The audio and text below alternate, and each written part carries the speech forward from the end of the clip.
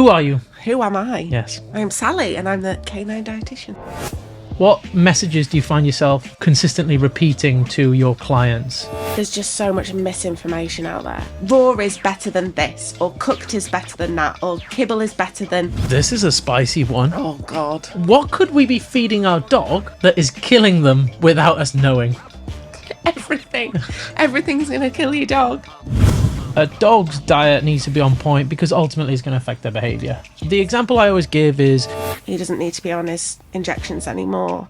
He's good. stopped itching and his behaviour is just turned around. Let's talk quickly about kibble versus raw. Where does that sit for you? And also... I think fresh feeding a dog is a very privileged position to be in for a lot of people. There's a lot on the internet of brand bashing. Yeah. And a lot of companies... I see this a lot with anxious dogs. If we feed a dog from a bowl... The vet's recommendation for a poorly dog of chicken and rice. What are your thoughts on that? Advocate for your dog. I've had vets refuse to treat people because they're all fed their dogs, which isn't acceptable and that's not okay. The thing with the big three kibble companies, as they're known, is grain-free foods killing dogs, in a nutshell, is actually... In this week's episode of Caffeine and Canines, I'm joined by Sally Procter, aka the Canine Dietitian. In this episode, we talk about all things canine diet and nutrition and how it might have an impact on our dog's behaviour and even their reactivity. I hope you enjoyed this episode as much as I did. A really thought-provoking conversation about what might be affecting our dog's behaviour without us even realising. Thank you very much, Sally. Where did you come from today, Sally? Huddersfield. Whereabouts? Kirkheaton. Oh, yeah. Near me. You're like, oh, yeah. But you're from just round the corner, right? Yeah, I'm born and bred in Leeds, grew up in Headingley, just round the corner. I actually, strange story, used to play rugby when I was a kid. Did you? So I used to play at Leo's. Oh, did you? Yeah, because I'm the only girl. Well, I'm the only child. My dad wanted a boy, so... Oh, so he's just like, There you he's go. playing rugby. And you moved to... What? Kirkheaton? Kirkheaton in Huddersfield. Yeah, 10, 11 years ago. How come? Followed a man. Oh, Stuck there now. yeah. Do you have kids? One little boy is 5 and 2 stepsons Oh, who okay. are, oh my God, 20 and 17. Okay. Yeah, all boys. Who are you? Who am I? Yes. I'm Sally and I'm the Canine Dietitian. Very good. What made you get into that? Oh, I mean, so my background is recruitment, strangely enough, for Okay. a long time. Lockdown hit and I actually lost my heart dog, my German Shepherd, in lockdown to cancer really suddenly. Right, Really okay. suddenly. She was 7.5, 8, so really young. And then it just led me on a spiral of, could I have prevented it? Is there anything I could have done? What was she eating? And then I started a pet treat business All right, okay. to kind of get awareness out there to owners about what to feed their dogs and what they're doing and how it can maybe impact. And Yep. I just felt I wasn't doing enough. So I then looked into canine nutrition. I got a mentor on board. I got qualifications, even though you don't need qualifications. And that was 3 years ago now. Oh, So, very yeah. good. And it's just grown and grown and grown and grown a bit more. In a day-to-day life for Sally and the Canine Dietitian, what does that look like? What do you offer to people? Okay, so it's just me. There's nobody else. Yeah. So nobody else working for me, just me offering the consults. And it varies. Everything's online. There's nothing I have to do that's face-to-face. Unlike if you go to a vet and they have to do an examination, there's none of that. And I offer packages from just a Zoom consult for people that want to have a chat with me about potentially moving to more of an enhanced option or just want a little bit of advice about what they're feeding, how they can make it better, what they should be doing, shouldn't be doing, all the way up to kind of, 3-4 months support with poorly dogs who have got IBS issues, kidney problems, and anything in between. I formulate recipes as well Oh, okay. for owners, cooked and raw, that are balanced, Yeah. that take into account an owner's budget Yeah. and also the dog's needs as well. Okay. When you're doing consults, I guess the dog food industry and dog nutrition industry is akin to dog training in that there's lots of conflicting advice out there for dog owners. What messages do you find yourself consistently repeating to your clients? There's just so much misinformation out there. I think the first thing that people are very surprised at when I talk about nutrition is I talk about nutrition as a whole as opposed to one feeding method. Okay. So when clients come to me, they automatically think that I'm going to put them on a raw food, and that might not be the case. So that's one misconception, that one way of feeding is better than another way of feeding. Right, okay. It's about the dog that we're feeding. Okay. So we figure out what that dog needs, and then we choose a feeding method. So that's a huge misconception, that raw is better than this, or cooked is better than that, or kibble is better than wet. And there's too many misconceptions around that. That's the first one that I find. The second one that I find is about things to add into your dog's diets that are going to make them live forever. Okay. There's a lot about that on the internet, and a lot of people come to me going, "Oh, what can I just add into my dog's food?"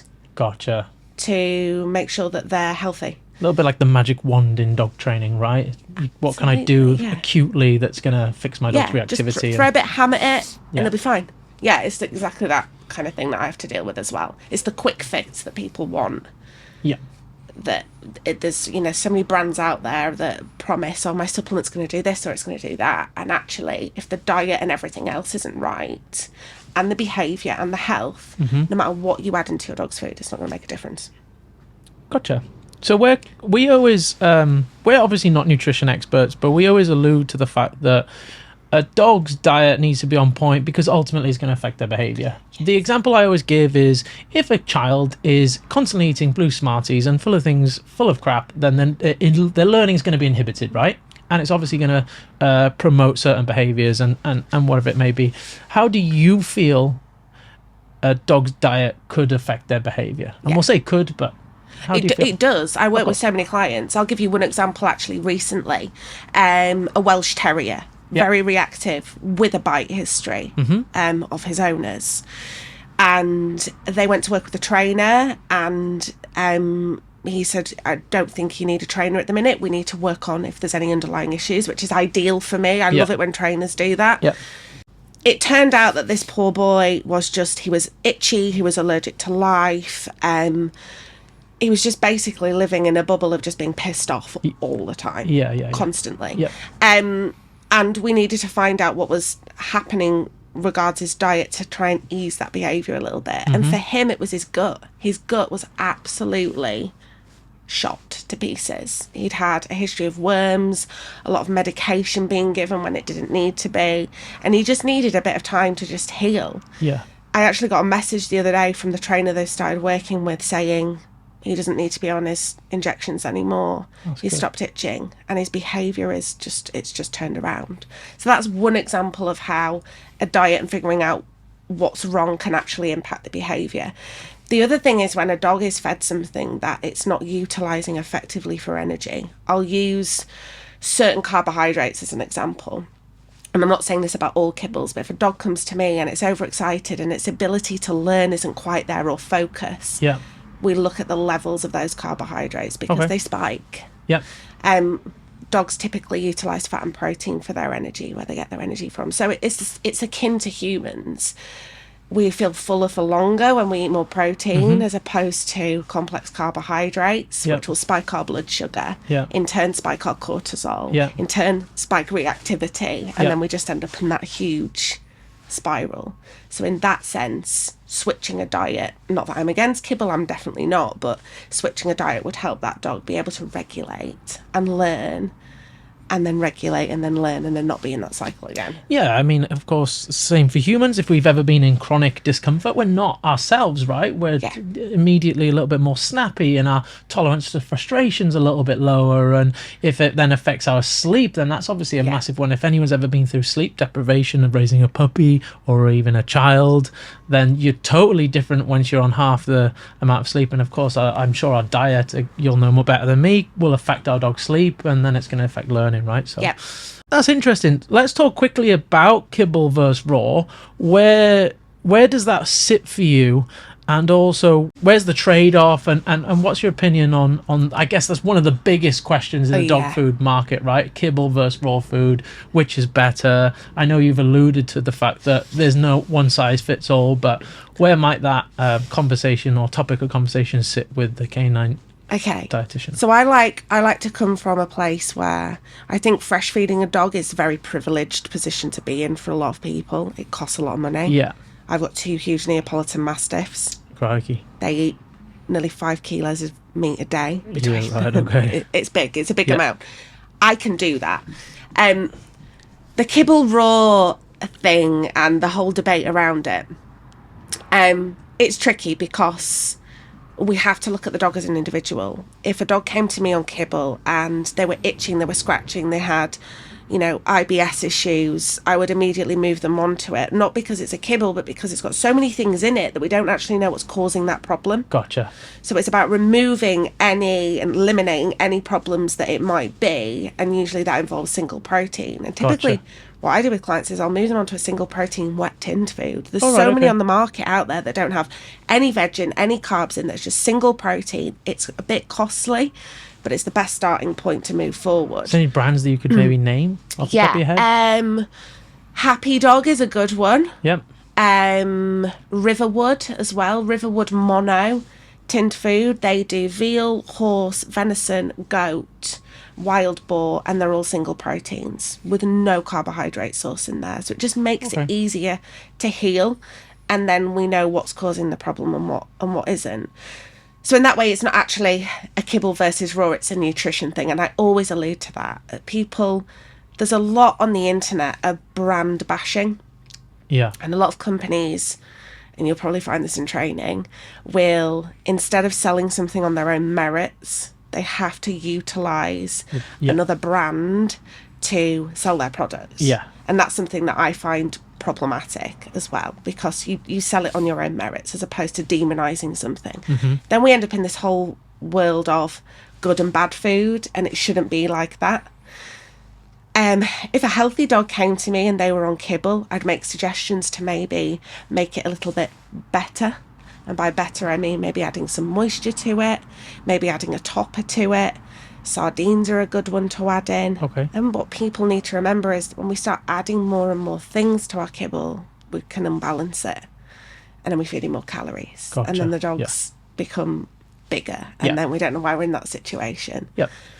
You also have to remember as well that a lot of these foods have been trialled. So 5, 6, 10 years, some of these companies do food trials. They're not all bad. We humanise something as looking fresh versus of course. a biscuit Kibble that, it's like feeding my dog cardboard. Yeah. Instead of looking at it from a nutritional point of view. Does that make sense? Yeah, it makes total sense. And people are quite shocked when they come to me because they're like, I just expect you to put me on raw. Yeah, I would have. And that's what a canine nutritionist isn't here to do. I don't promote raw feeding over other ways of feeding. I guess there's so many different factors in terms of some people might not even have the freezer space. They might not have the budget that, we can always make a better choice, right? It doesn't have to be the optimal choice. There's always better choices. And we shouldn't shame people for that at all. People shouldn't be shamed because that's how they feed. Yeah. Absolutely. Yeah. Always better. There's a trainer that says we need success not to be successful. And it just means about making things just slightly better. Yeah, absolutely. A problem we have as a dog training school is some dogs, more so nowadays than maybe ever before, are getting more and more fussy with what food they're eating. What do you think might cause that? I've got my theories, but what do you think might cause that, and how could we potentially remedy that for dogs that aren't motivated to take food in training? Love it. This is one of my favourite topics, fussy eaters. So I'm excited. For me, there is no such thing as a fussy eater. There is a reason why your dog is not eating, and it's either physiological or behavioural. Yep. There's 2 ways, or sometimes both, where it's a mixture of the 2. So typically clients will come to me and they will say, my dog's refusing food, I don't want to eat it. And I go, okay, when are they refusing food? The biggest time where dogs refuse food is in the morning. That's what I usually find. Yep, same. And there's a few reasons behind that. If your dog is going too long between feeds, it's going to be in pain and discomfort. So roughly 8 to 10 hours, a dog's digestive system after eating goes, the brain sends signals to it to go, right, let's get ready to eat, let's crack on. Yeah. And the digestive system starts kicking up, the pancreas starts producing digestive enzymes, bile acids are produced, and there's nothing in the stomach. Gotcha. So what we end up with is effectively all of these acids eating away the stomach lining, which is causing pain, heartburn-like symptoms, indigestion, and then what does the dog want to do? They want to get it up. So that's when we see those hunger pukes, as I call them, the bile, foamy, white. Bright yellow sometimes. Yeah, or they'll go outside and they'll eat some grass because they just need to get it out because they're in pain. Yeah. You then go and put Fido's bowl down and they go, I'm all right. Gotcha. Because they're in pain. They don't want to eat it. Then what can happen is they start having that negative association with food because they associate the food with the pain and they just go, no, I don't want to eat it. So there's a few ways that we can help with that. Reduce the time between feeds. So increase frequency of feeding throughout the day? Yeah, absolutely. And again, this never really tends to be a problem with dogs that are hand-fed a lot, or we utilise their food for training because they're kind of fed throughout the day quite a bit. Yeah.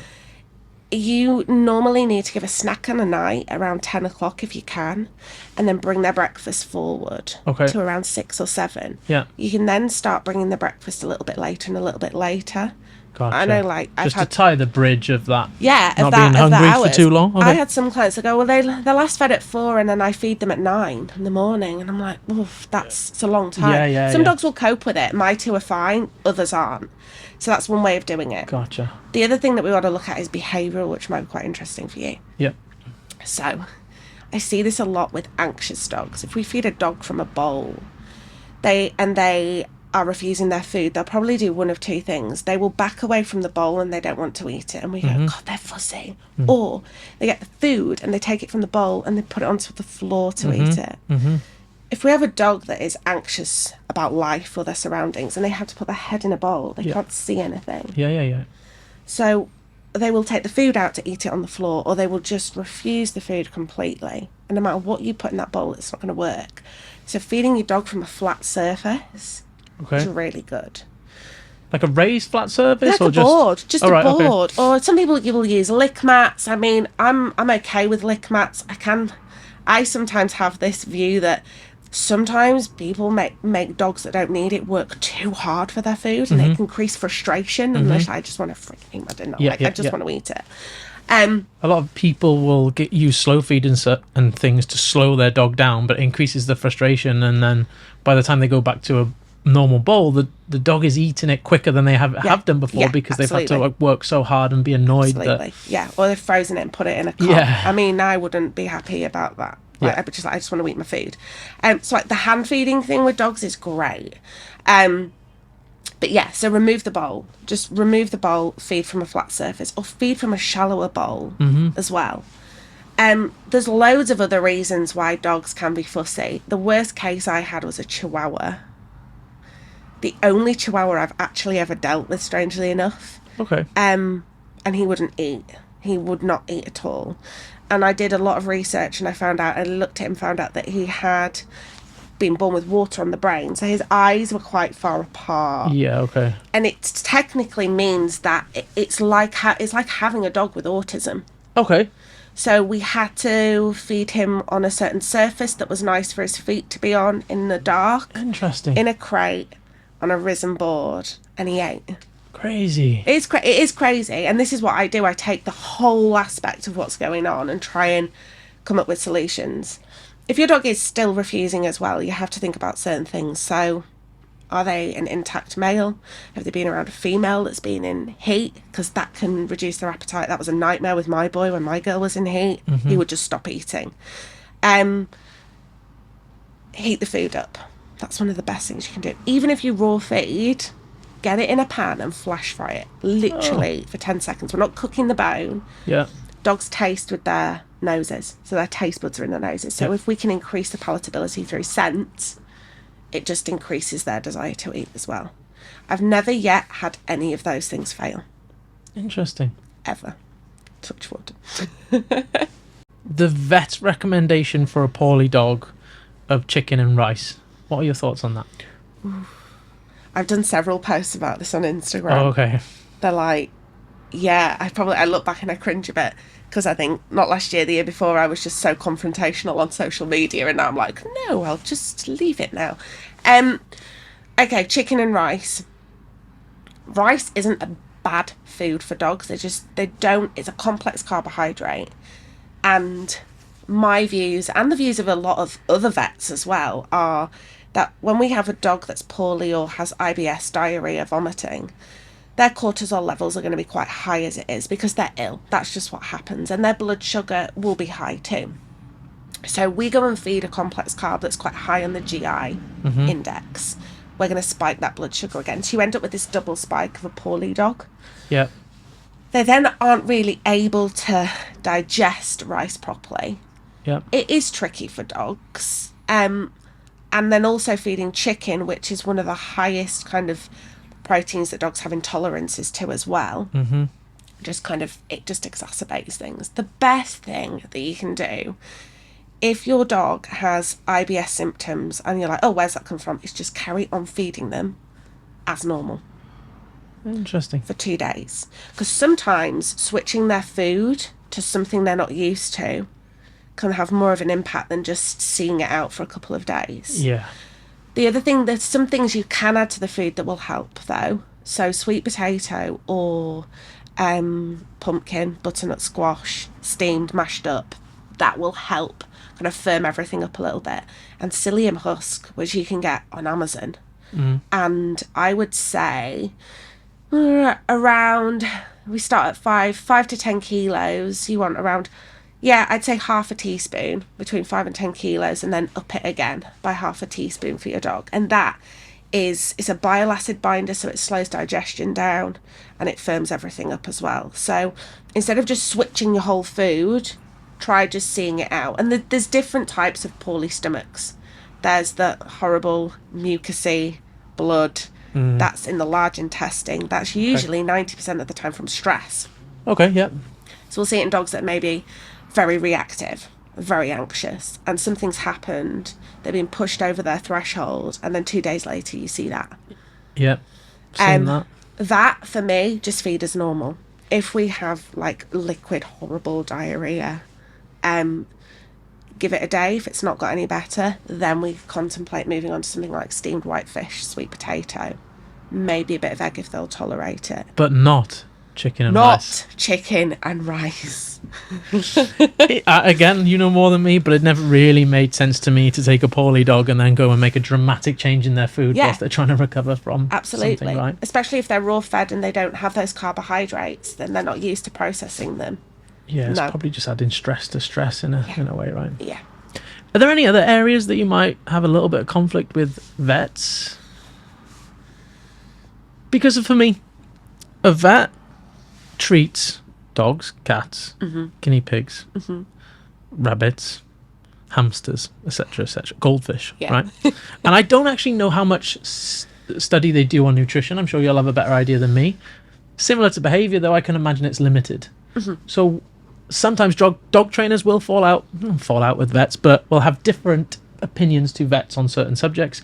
Do you find there's any that lie there for you as a dietitian? It used to be regards fresh feeding, that vets just couldn't get on board with it, and I used to struggle with, well, why? It's fresh feeding.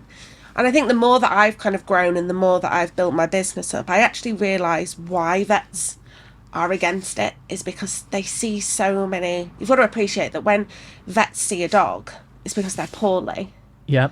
And then they go, well, what are you feeding? And it's this. Vets never see dogs when they're healthy. It's like, oh my God, you look amazing. What are you feeding your dog? Yeah. Oh, they're raw fed. Oh, great. Yay, well it's done. It's like we only see dogs that have behavioural issues. Yeah. So when we're making judgments about dogs and their lifestyle and routine, where our sample pool is only dogs with behavioural issues for the most part, right? And I guess same for vets. Exactly.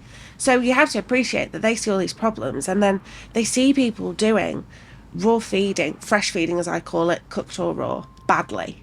And it is done badly a lot of the time. Most people that come to me that are raw feeding their dogs aren't doing it properly. And they're missing certain vitamins and minerals and nutrients in the diet that can cause the issues that vets see. And then there's the whole issue of bacteria, which exists. We can't pretend it doesn't. Some vets have a stance on it that they won't tolerate it at all, and others do. I think my advice to dog owners is, if you know what you're doing is right and your dog is good on it, advocate for your dog. I've had vets refuse to treat people because they're all fed their dogs, which isn't acceptable, and that's not okay. Change your vet. Yeah. You're quite, within your rights to change your vet. Yeah, absolutely. Where do you stand on the tinfoil hat wearers, the conspiracy theory that vets want to sell you products that are produced by companies that potentially sponsor their modules in university? I used to believe this, and I feel like really You don't think it has any legs? Oh, I don't. Right, okay, so... Because typically the kibble they are recommending isn't of the best quality, right? The thing that you've got to remember about I just have to play devil's advocate, strangely enough, because I never play devil's advocate. Go for it. The thing with the big three kibble companies, as they're known, is they put a lot of money into that product. They put a lot of money into testing, into feed trials. Marketing, yeah. They put lots of money into that product. Scientists, nutritionists, a lot goes into it. And I think to a certain extent, we humanise dog food. It becomes human. You see it all the time on Instagram. You look at that amazing bowl, and I'm like, yeah. My dog's bowl never looks like that. Nobody has got time for that. I don't have time for that. Nobody does.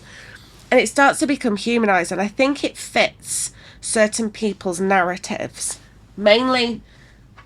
I'm going to get crucified. Mainly raw feeders who are they won't listen to anything else apart from what fits their narrative. And I'm not saying all raw feeders like that, because I raw feed. Mm-hmm. So the issue that I have with that is it then becomes scaremongery. Yeah. And yes, whilst vets don't do loads and loads and loads of time on nutrition, they're still vets, and they've worked really hard to be where they are, and they do have some knowledge of it. Maybe I think a little bit more knowledge needs to be into the different types of feeding that are available, so they're able to give well-rounded information to allow dog owners to go away and make their own decisions, instead of, you must feed this and this is why you must feed this. Because if they don't know anything else, then what are they meant to do? They're being told that, this is the piece de resistance of dog food. However, food like that does have its place.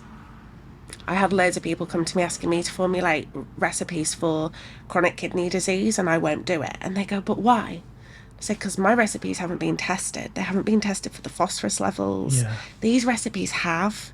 So whilst people will demonise them, they have a place in the market for certain types of dogs. They shouldn't be the first go-to, though. Are there issues with them or those type of foods where they're not disclosing the ingredients perhaps as well as they should?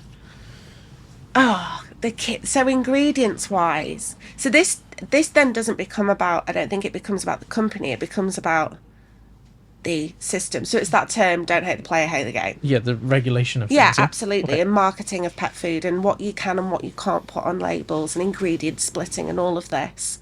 And people see it as being sneaky and dishonest, and then what happens is they start questioning everything else, and then this fear starts, and it just snowballs and snowballs and snowballs, and people lose their ability to just rationalise stuff and look at it from a logical point of view, and it becomes so emotive. And I have huge problems with that. Not that I feed my dog those dog foods, I don't.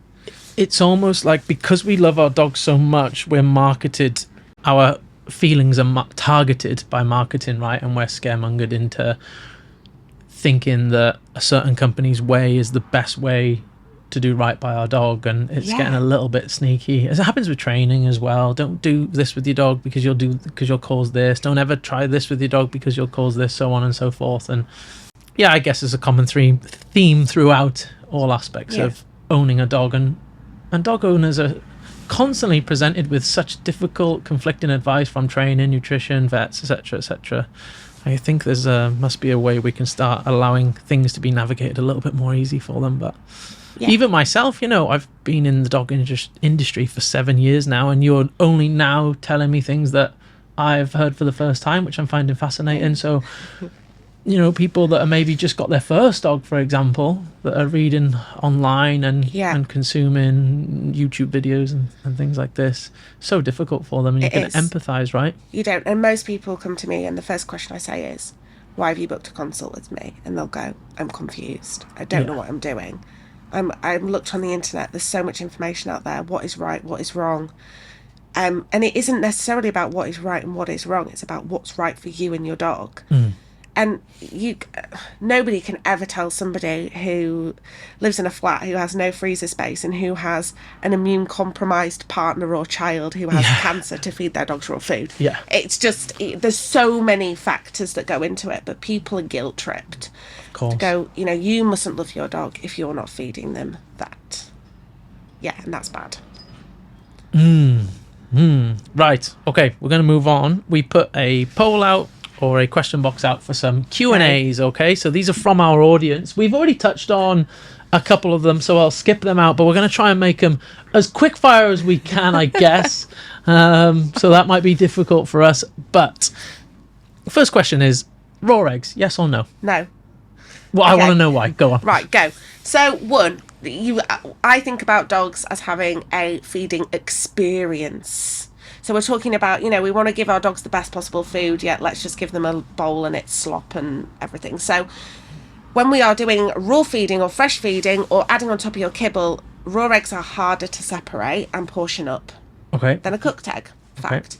But let's get down to more sciencey stuff. So there's an argument that raw egg white contains avidin, which binds to biotin and stops it being absorbed.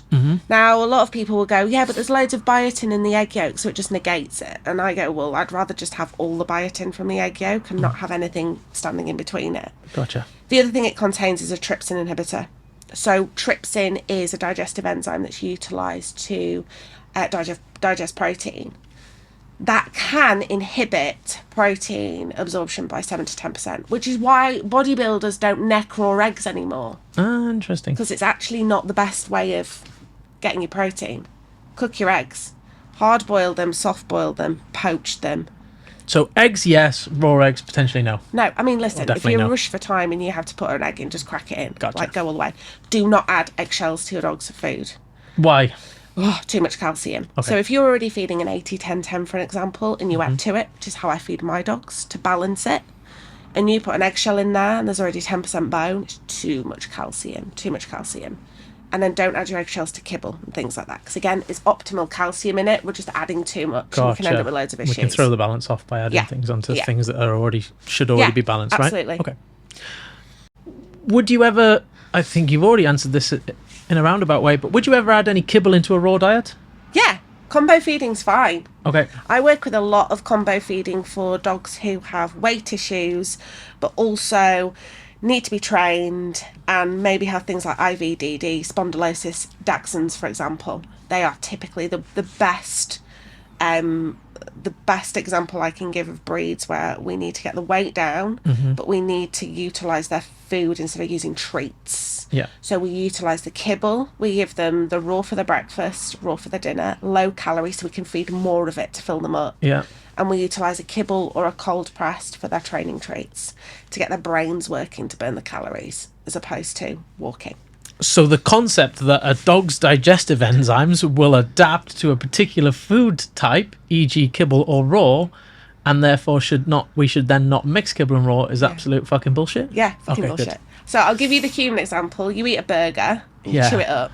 Do you then digest the tomato, the lettuce, and the bun and the meat at different rates? No. Dogs' digestive systems, pH, it will change depending on where they are in the digestive process and what they're eating.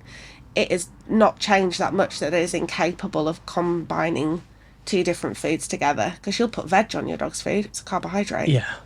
That one's where logic completely goes out the window, absolutely. right? That's one of my favourites. Okay. Is there a preferred or best kind of meat to give a dog? Oh. It depends what you're looking to achieve with your dog. Okay. So we'll have... People go, you can't feed that, it's not low fat. Whereas it's not the protein type, as in beef, pork, chicken, turkey, that is high in fat. It's the fat percentage in it. So I can go to Sainsbury's, other supermarkets are available, and buy 7% turkey mince, and then I can buy 5% beef mince, which is higher in fat. Yeah. The turkey. But people demonise proteins as being low fat, high fat, but it's just the fat content in it. Gotcha. So you've also got to look at, does your dog have any intolerances as well? Yep. Depending on what meat you feed. So there's really no preference. I don't have a preference what people feed their dogs. There is that thing that kind of circulates. It tends to be in the fresh feeding community of variety is key. And I'm like, what does that even mean? Like, what does it mean? Or balance over time. And my ADHD brain goes, well, what is time? Yeah. What is it? Like, is it 2 weeks? Is it 6 months? Like, what is time? And there's no quantification of any of it. Rotating your proteins is fine because certain proteins will have different vitamins and minerals, higher levels, lower levels. But ultimately, meat doesn't contain everything that your dog needs. So if you are just feeding meat, you're not doing it right. Okay, interesting. Yeah. Next one. How could we potentially test if our dog is getting the nutritional profile that they require? Okay.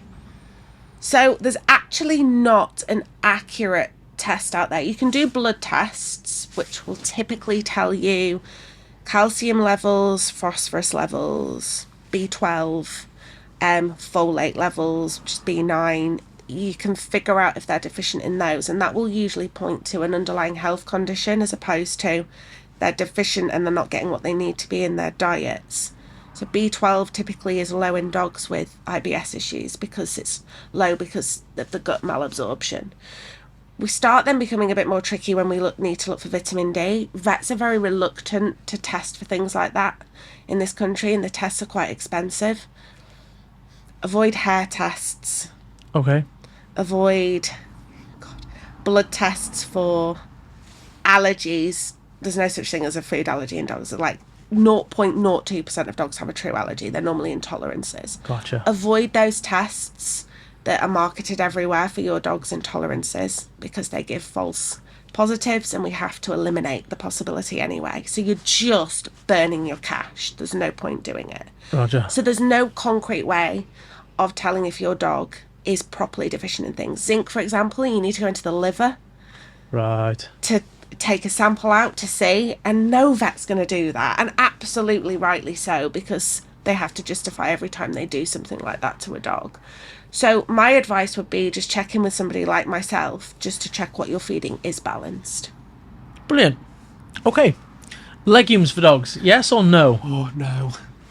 And why? Oh, okay. So there's been this whole grain-free debacle that grain-free food's killing dogs, in a nutshell, is actually the concept of DCM, heart conditions with dogs, is being associated with grain-free food, when actually the evidence maybe sways towards it's what they're swapping for the grains. So peas, lentils, chickpeas, all of those types of things actually inhibit taurine absorption, which is essential for heart function. There is the argument that once they're cooked, they are a little bit better. However, I would avoid them. They're full of lectins. They're not great for gut health. I wouldn't be eating them myself every day. If they are lower in your dog's food than number 6 or 8 on the ingredients list, I wouldn't be too worried. Certain cooked dog foods have a lot of them in. And what you'll find is if you then go back and look at the ingredients on the back, there'll be ingredient split as well. So they'll go on about Kibble doing it, but it's all right when a fresh dog food ingredient splits. So there'll be red lentils, green lentils, and lentils. And they split it so it appears lower down on the ingredients list. Ah, I see. And that's what forms part of your dog's protein as well, which isn't as bioavailable as meat. Gotcha. So when we look at the protein content on that, we think, oh, that's good. But where's that protein coming from? Interesting. And they've just divvied up the lentils to account for a smaller percentage of the food, so it can be shot down to the bottom of the ingredient list. Yeah. Very sneaky. Which is what they complain about kibble companies doing. Interesting. But that's all right, because it's a fresh dog food. Motherfuckers. Yeah. Sneaky tactics. Okay, next question. Best single protein cold pressed food. Oof, I don't think there is a single protein cold pressed food out there. There's a couple of cold pressed. Wilson's do a cold pressed dog food. Yeah. There's a new one called Koya on the market, Coya, that do a cold pressed dog food. I think they have peas and things in though. So Right. again, I'd be a bit. I would, if you are looking at a cold pressed, suggest an air dried dog food instead, like Ziwi Peak. All right, That's okay. like the premium. And it's amazing because it's fully complete and it's single protein and it doesn't have any carbohydrates in it either. And it's dried. So you can just take it anywhere you want. You can utilise it for hand training. feed it. It's perfect for that. It is perfect for that. What was it called? Ziwi Peak. Ziwi Peak. Brilliant. That's very good to know. Grain or no grain? I'm not fussy. Again, it depends on the dog. I know that's a bit of a cop out, but I tend to stay away from grains. I stay away from them with my dogs because they give them diarrhea. Right. It's just, but they just can't be. It just ends up coming out. It's not, they just can't seem to process it and digest it properly. I'm not saying somebody else's dog can't. But I'm going to go no grain. Absolutely. Are you sure? Yeah. Absolutely. Let's go no grain. No grain. No grain. This is a spicy one. Oh, God. What could we be feeding our dog that is killing them without us knowing? Everything. Everything's going to kill your dog. You know, if you go online, everything kills your dog. I read a proposal actually that somebody sent me from another nutritionist, and I won't mention the names, but everything in this literally it was, you need to change what type of carpet you have in your house. It's killing your dog. Jesus. You need to change the water. It's killing your dog. I'm not filtering my dog's water because I've got 2 huge dogs. They drool in it. Gosh. It needs to go. Yeah. So I'm just no, it's not happening, it's right? not, and it's not realistic. And I think we live in this world where we just see everything on social media being amazing, and actually that isn't the case. And it's not real. It's not real life. There's so many things that will kill your dog. Loads of things. There isn't actually anything food-wise that's been scientifically proven to go, oh yeah, that's killing your dog, like brand-wise or anything like that. Gotcha. And I think if people step away from what's killing my dog and just feed the dog that's in front of them the best that they can, that's all you can do. That's all you can do. Apart from onions. Onions and grapes will kill your dog. Right, okay. Yeah, like stay away from Definitely them. onions and grapes. Absolutely. What about chocolate? This is interesting. Dark chocolate, yes. Milk chocolate, no. It's the cocoa percentage. Gotcha. So my boy ate a full bar of dairy milk and I chanced it and was like, you're 80 kilos, you're going to be absolutely fine. And he was like, yeah, I'm good. Yeah. Like, you're a bell end. But Don't yeah, feed you're your gonna be dogs fine. chocolate. No, I'm not saying do don't that. Definitely actively don't go do out that. and do it. But yeah. A Terry's chocolate orange won't kill him, apparently. Yeah, just, I think we wrap them up in cotton wool a little bit. For sure. Well, actually, a story that can trump that, and again, not advocating your dog to eat chocolate, but Kirky, who works here, his roommate once upon a time left out a hamper, a Christmas hamper, 4 bars of dark chocolate did his dog eat and was absolutely fine. There you go. Well, I'm just going to touch wood and caveat, do not feed your dogs chocolate, but there have been instances where dogs have eaten and consumed a large amount of high cocoa percentage chocolate and been fine. Yeah. Here's my favourite question. Do Japanese mushrooms help your dog live longer? Why am I laughing? Oh. Do you know why someone's asked that question? Is there a...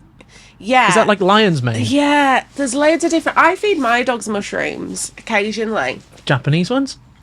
I don't... Maybe. I don't know. I just got a bit obsessed with mushrooms at one point. And I was like, I'm going to grow my own. And then my husband didn't physically slap me around my face, everybody, but was just like, sort your life out. Like, A metaphorical, give your fucking head a wobble. No one's got time for that shit. Stop it. There have been studies shown that they have cancer-fighting properties. There is a very interesting company I urge people to look at called Unity, Unity. They're an American-based company, and they've put a lot of research into products to help with a specific form of cancer in dogs, hemangiosarcoma, which is what I lost my dog to, which is a very aggressive form of cancer. Is adding mushrooms into your dog's food every day going to stop them getting cancer? No. Because cancer is a lot of the time genetically predisposed, as in humans. Yeah.